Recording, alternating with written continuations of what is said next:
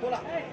अरे आज माझ्या एकट्याच्या चेहऱ्यावरती नाही, महाराष्ट्रातला गावगाड्यातला जो माणूस आहे, शेतकरी आहे, कष्टकरी आहे, उपेक्षित आहे, बहुजन आहे, त्या सगळ्यांच्या चेहऱ्यावरती आज हास्य फुललेलं आहे.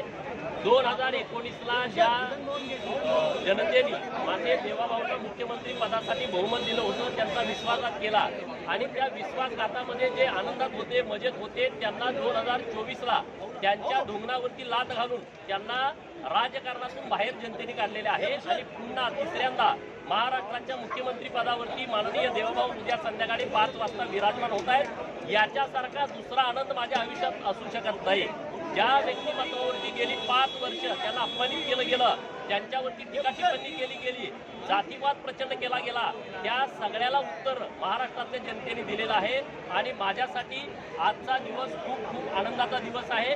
महाराष्ट्राच्या राजकीय इतिहासामध्ये सुवर्णाक्षरानं आजचा आणि उद्याचा दिवस लिहिला जाईल. 2019ला मी परत येणार याची खिल्ली उडवली गेली.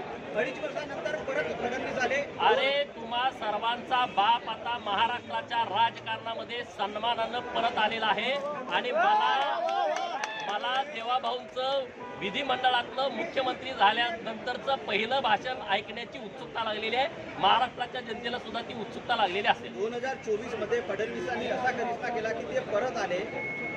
राऊतांनी त्यांच्यावरती टीका केली होती की हे परत येणार नाहीत. अरे राऊत म्हणजे त्याच्या तोंडाची गटारगंगा आहे, त्याचा आता विषय तुम्ही लवकर घेऊ नका.